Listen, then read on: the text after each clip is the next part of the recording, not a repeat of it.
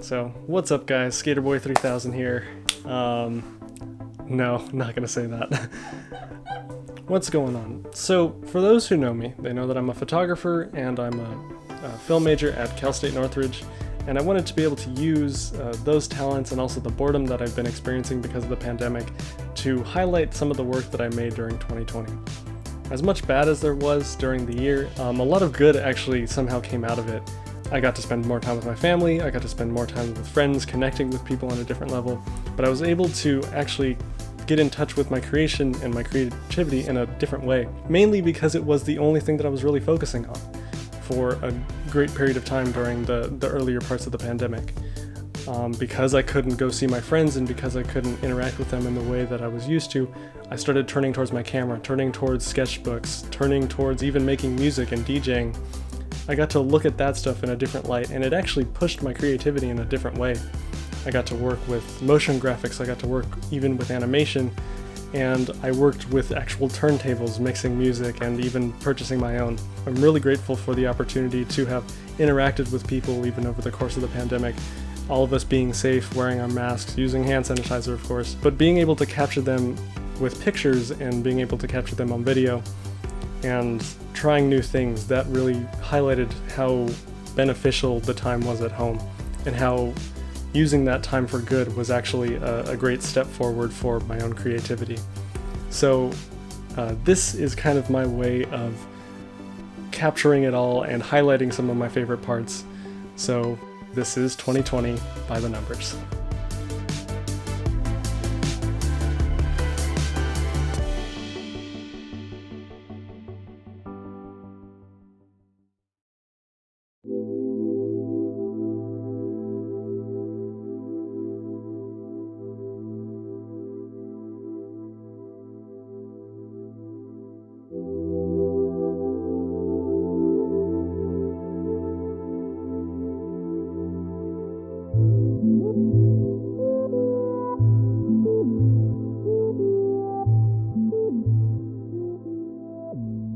Yeah, so I'm gonna be honest here. I have to reshoot this little portion of the video because the first portion that I filmed sucked. So we're gonna take this one step at a time, and as it is, I've already had to reshoot this a couple times, so we'll see how this goes, and hope you enjoy the little tidbits of photography and creative mind stuff that comes out of this.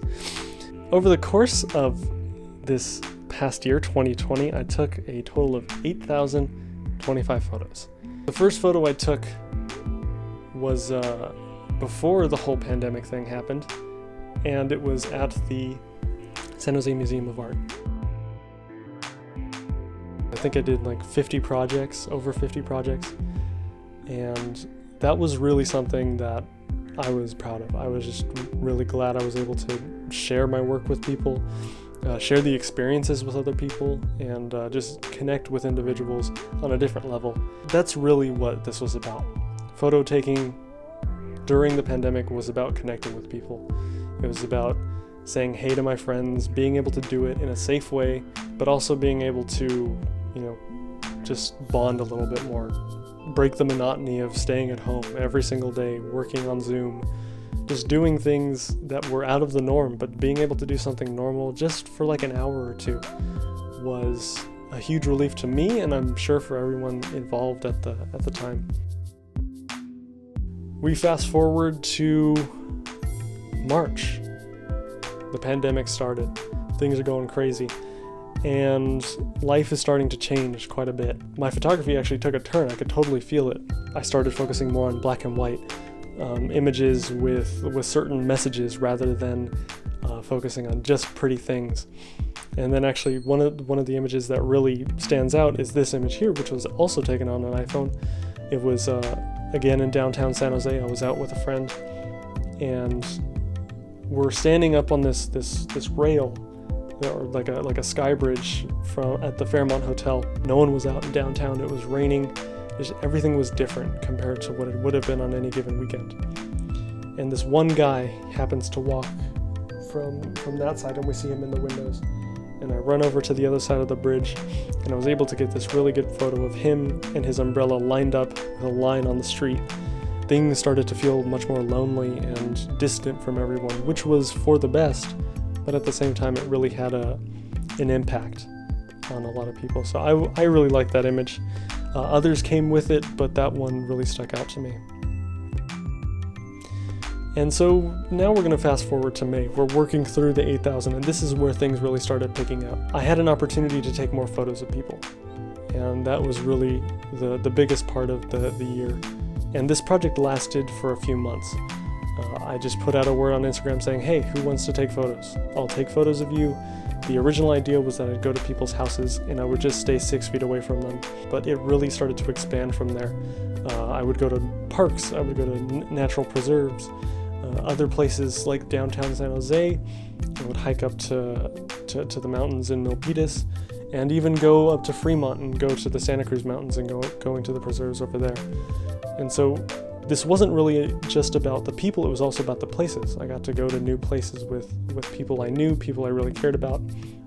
That was probably like the biggest project of the year. Went to some great places. One of my favorites was the Rosicrucian Museum with my friend Trinity. We went there. There weren't a lot of people, which was awesome. We got to get these really nice colors all around us and just talk about life, how things were going. We both go to different colleges at this point, but it was just, really fun. It was just really, really cool. The one opportunity I was really grateful for was the ability to help a local podcast, and that was with the L3 podcast. They are based out here in San Jose and farther down in LA as well. They focus on soccer, they focus on Mexican football, they focus on MLS at some points, and they really break down soccer in a great way and give it kind of its own comfortable spin.